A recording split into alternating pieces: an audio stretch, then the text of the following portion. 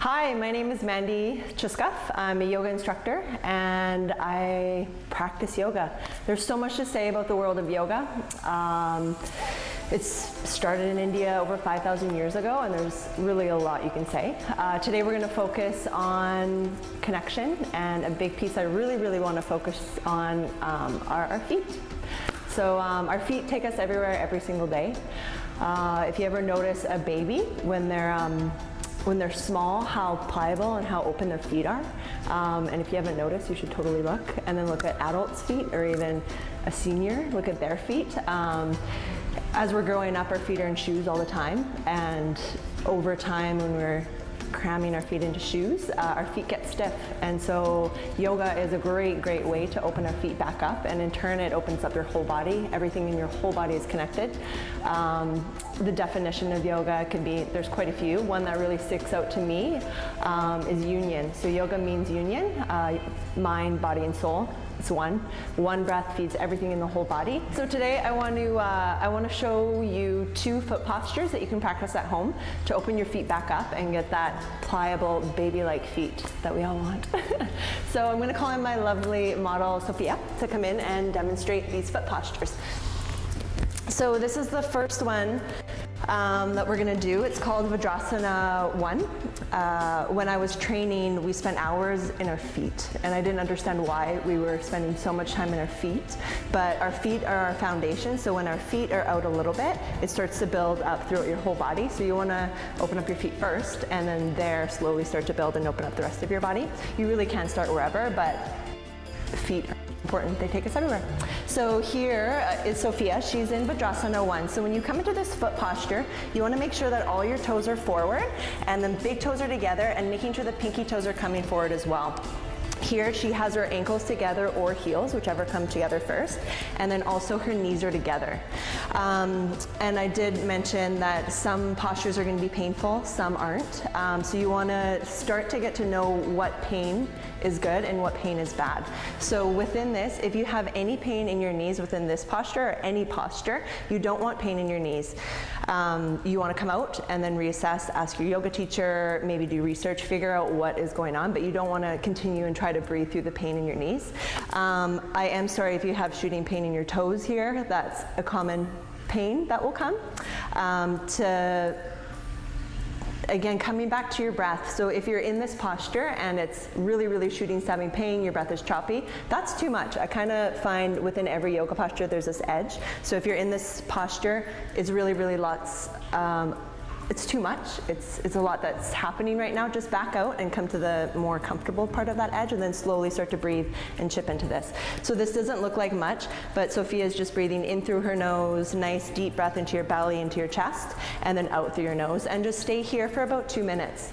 If 2 minutes is too much, maybe start for 10 seconds. And some look like this, where they're coming into this posture, and you're barely even coming back. That's okay. Also, the key with this posture, so big toes are together, toes are forward, ankles together, heels, and knees together.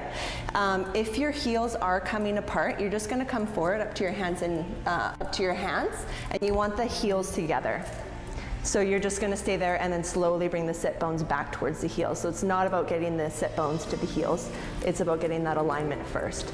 If at all you do have pain in your knees, try grab a bolster or a pillow, maybe a blanket rolled up nice and even, and then I'll just have you lean forward, Sophia, and then you'll just place it in between the hamstrings and the calves, and that might help as well with the pain. So if it is too much, you can come there, or if you have pain in your knees, see if that helps. So this is Vajrasana 1, and then I'm going to have Sophia come forward again, and then she's going to come into Vajrasana 2. So this is a second foot posture.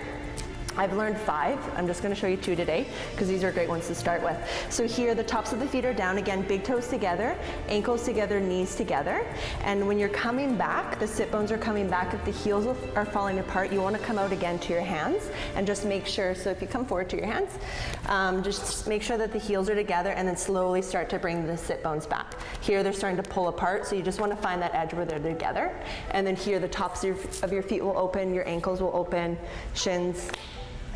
Yeah, and breathe in through your nose, nice smooth inhalation, and out through your nose, and take your time, smooth breaths, and for 2 minutes if you can.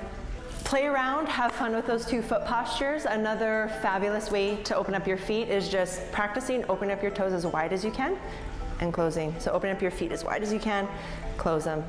Open, close. So the more mobility that we can get back in our feet, the happier they'll be. And I want to leave you with a quote. So yogi's brain extends from the bottom of your feet all the way to the top of your head. And that's from BKS Iyengar. So have fun, explore, love your feet. Hey, so welcome everyone. I am Dr. Diana Draper. I'm a naturopathic doctor here in the area.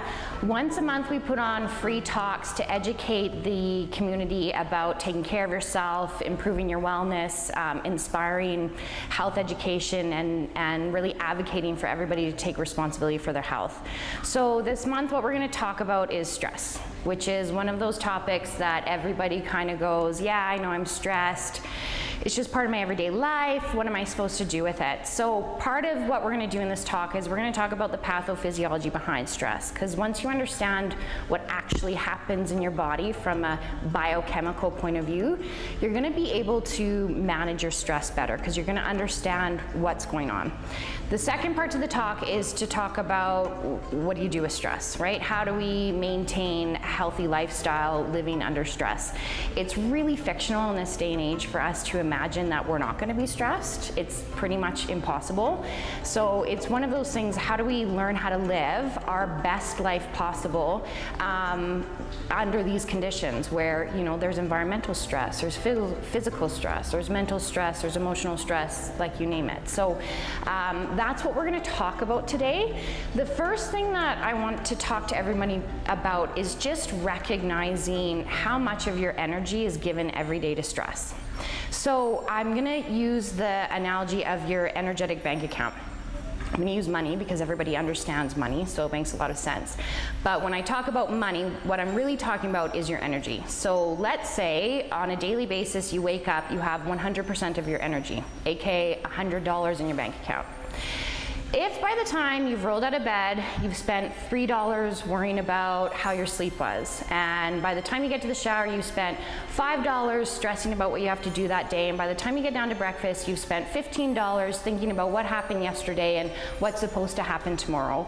By the time you reach your half-day mark, you're broke. You've spent all your money. And because we have mortgages and groceries and bills that we have to pay for, you go into a deficit. So by the end of the day, you're minus $30, let's say. And then you go to bed and your bank account gets replenished by 100, but because you were in a deficit by 30, you're waking up with 70% of your energy instead of 100. And then you go through the same cycle again. And so eventually what happens is your body kind of goes like, I can't do this. I can't do 100% functioning off of 70%. And the longer you keep that lifestyle up, the more depleted you're going to get to eventually the point that you get sick. Your body's very, very smart. It's going to do everything humanly possible for you to stay healthy until it can't anymore. And so what happens is we don't pay attention to the red flags that pop up when our body is doing everything to keep us healthy, but it's running on a deficit. So things like loss of appetite, needing to sleep more, not waking up feeling rested, getting aggravated by things that wouldn't normally aggravate you.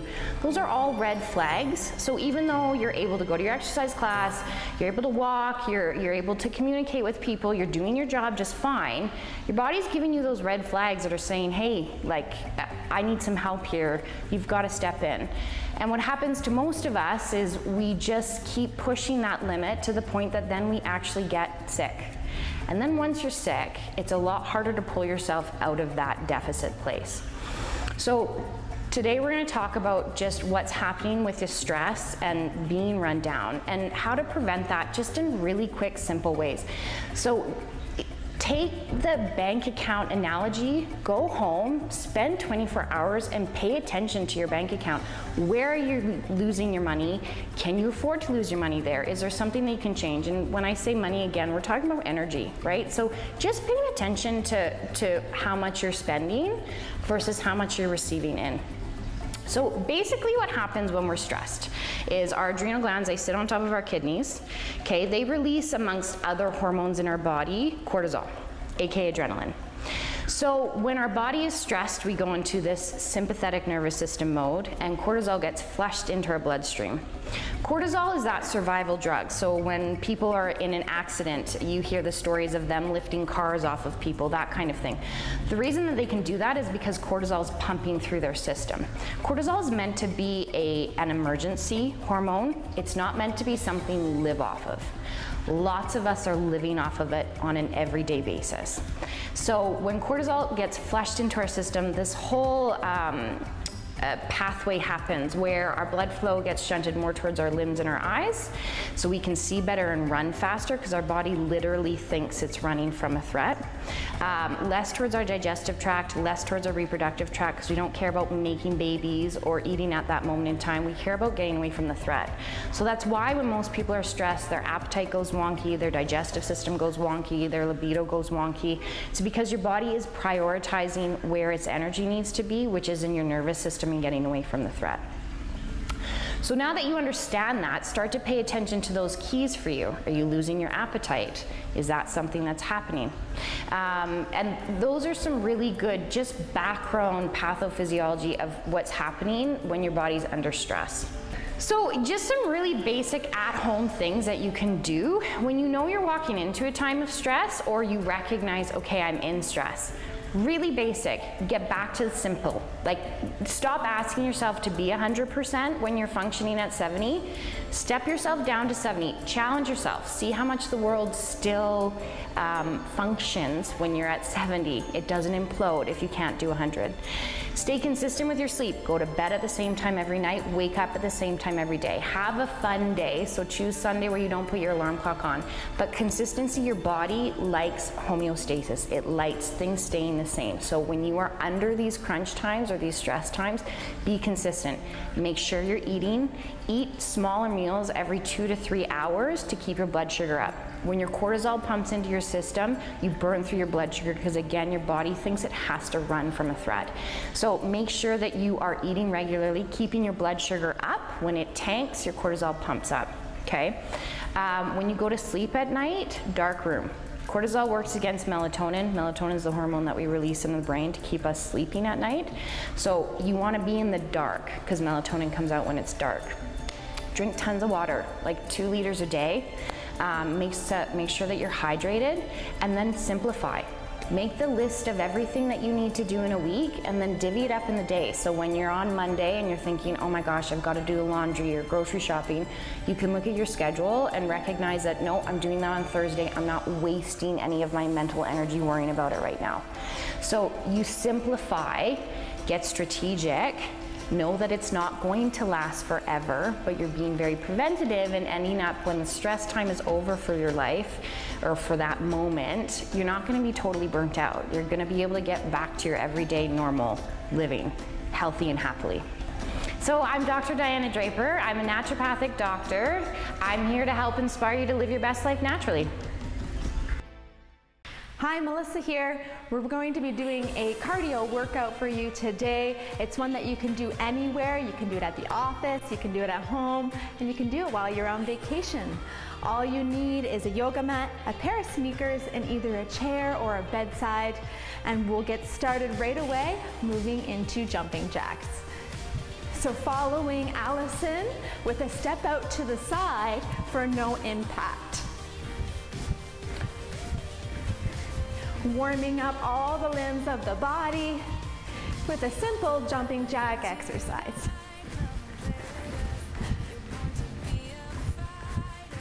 Okay, next we'll be moving into sumo squats. We take our legs wider than our hips, toes turn slightly out. You can either begin with your hands on your hips or as you go down, taking the arms up and down. If you want more of an advanced sumo squat, you can follow Johnny with jumps. So powering with those jumps. Today we're doing 20-second intervals, but you can feel free to do longer at home.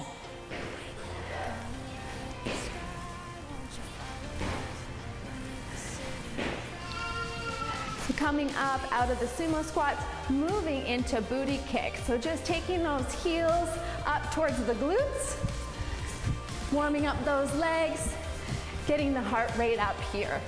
You can pump the arms for a little bit more.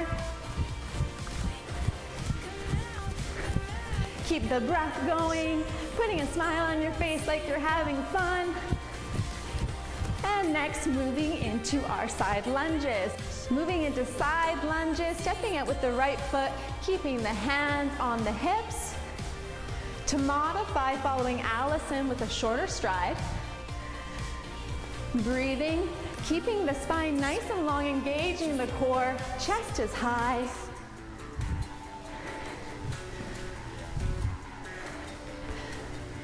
And now moving into our next exercise. Now let's move into tricep dips. So for those of you at home, you can have a chair ready for you or use the side of a bed. Allison here is going to use a bench to demonstrate. So having her hands directly under her shoulders, her feet under the knees, hips distance apart, she's going to come forward and start to dip down in front of the bench. So engaging the triceps in the back of her arms, squeezing those arms as she comes up. And if you'd like more of a challenge today, Johnny is going to lift one leg up and move through tricep dips. Engaging the core through the whole exercise and breathing deep. We'll do 2 more here. And moving into our next exercise, high knees. So picking up the heart rate again, bringing the knees up nice and high.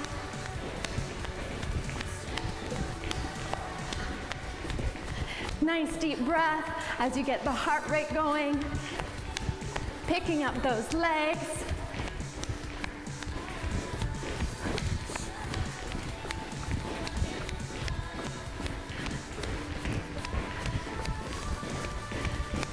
In 3, 2, 1. So switching into squats. So taking your feet about hips distance apart. I'll turn to the side so you can see my angle. I'm going to bend into my hips and knees, keeping the chest high while I bring my hips low and then coming up. So Allison's going to take a squat here. And then Johnny is going to add in a jump to his squat to make it more advanced. So coming down, reaching up, powering upwards, really using those quads and glutes to strengthen. Keeping the breath strong and steady and engaging the core through the whole movement. We'll do 2 more here. Beautiful. Next, coming down onto our seats for boat twists. So finding a comfortable seat with your knees bent, feet flat on the floor.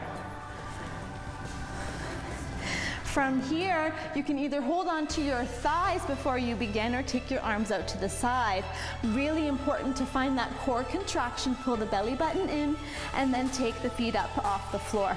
Nice long spine here. To modify, you can put one foot on the ground and taking the palms together, adding a twist to make it more advanced. As you exhale, bringing the twist in towards the side, inhaling through center, and exhaling, twisting to the other side. Staying with the breath here, holding that core in. Nice long spine, keeping that chin up away from the chest. Beautiful. We'll do 1 more each side. And come back to center, releasing the feet back down. So from here, we'll move into side plank push-ups. So coming into a plank position with either the knees under the hips, following Allison, or come into a high plank, taking the legs straight. So from here, we'll push up, down. And when you come up, rotating to the right side, lifting the hand up, and exhale back down to your push-up. Take it to the left side. So engaging the core muscles here. And if you're in full push-up, you're pivoting on those feet. Nice long spine and a long angle through the whole body, shoulders, hips, and ankles. 2 more here. Deep breathing as you move through the motions. Last one. Beautiful. Coming on down onto your mat, moving into prone back extension. So coming onto your stomach here. Taking the arms out in front of you, and you have the option always to leave the feet on the floor, or if you want more of a challenge, lifting all the limbs up off the floor. You can hold here or follow Johnny by opening up the limbs and then closing. Opening and closing. So nice deep breath here as you use all of the back muscles to support yourself in your extension. Breathing deep for 2 more. Opening the limbs and closing. 1 more here, reaching, and exhale back down. Beautiful. So we'll move into our next exercise, leg lift. So rolling over onto your backs. From here, bending the knees, taking the feet flat on the floor. Hands can either be by your sides on the mat or underneath you. Allison's going to do single leg lift. So one leg comes up, the other one goes down. Johnny is going to do double leg lifts with also a hip lift to really engage the lower abdominals. So pulling that core in, pulling the rib cage down, keeping everything strong and steady through the center of the body. Nice deep breath as you go through the motions. And we'll do 2 more here. And releasing back down. From here, you can bend your knees and start to come back up to standing. We've got another move here for you, backwards lunge jumps. So Allison here is going to do the lunges without the jump, so standing at the top of her mat, she steps back and dips down into her lunge and then steps forward.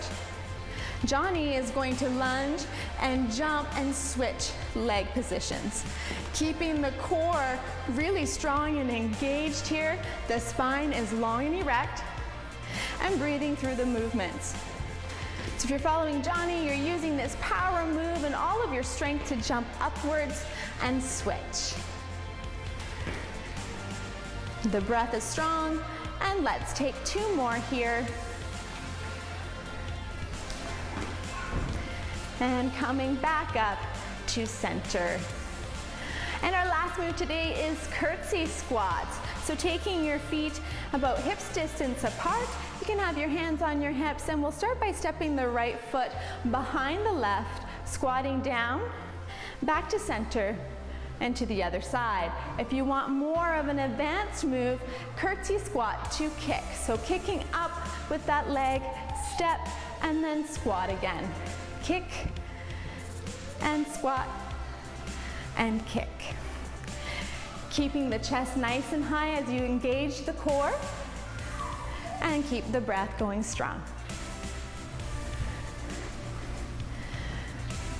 If you want more of a challenge at home, you can repeat all of these for 30 seconds or longer, or if you need a break in between, take a little rest, grab some water, and get back to her.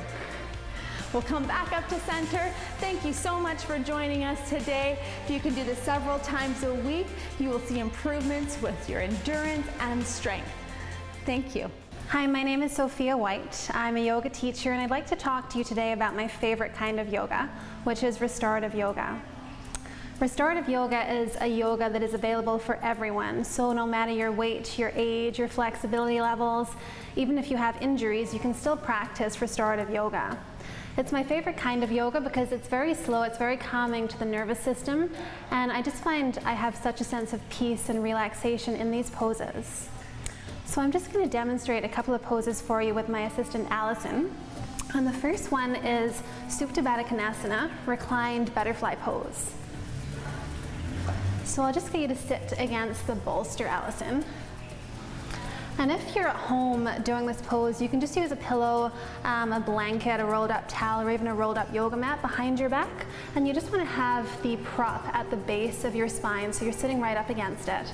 And you can lie back against the bolster, just bringing the soles of your feet together and your knees apart. And if you feel any discomfort in the lower back here, you can just use maybe a large book, a block if you have it, underneath the far end of the bolster just to prop you up a little more. And if you feel any discomfort in the knees, just place a couple of rolled up blankets or towels underneath your knees. And once you're in the pose, just simply breathe. So with your inhale, you're just expanding the chest, the rib cage, and the belly. And with your exhale, releasing from belly, rib cage, and chest. So our goal is to really find a place of stillness, a place of peace in each pose, just switching off the mind, letting go of the day, and really becoming present with your breath, with your mind, with the sensations in your body.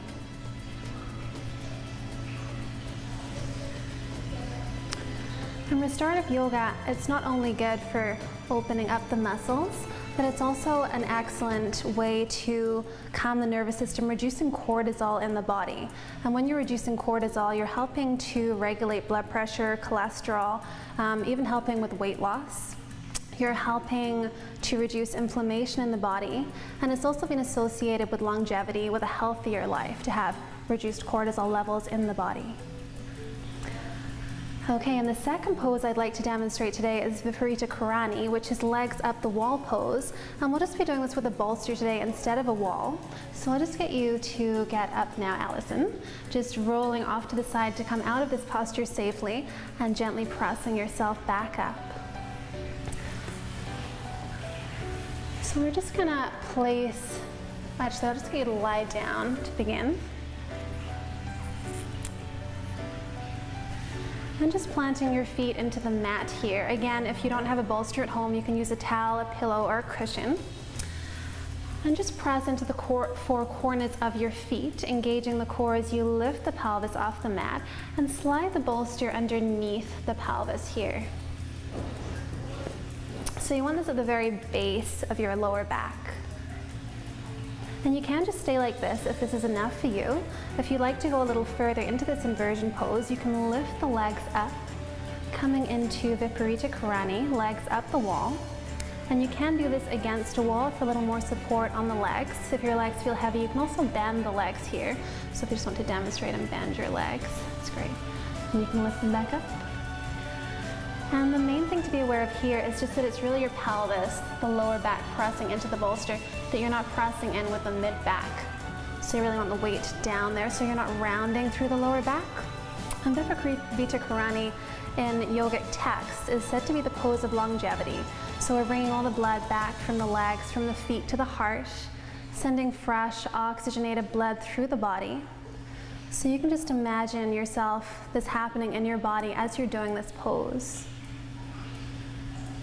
And as we have our legs elevated, we're also bringing more blood back to the brain here. So we're helping to reduce anxiety, helping to reduce depression, just helping to increase that sense of clarity and well-being. So yeah, feel free to demonstrate these poses at home. You can hold them for anywhere from 5 to 15 minutes each. Just enjoying stillness, enjoying peace.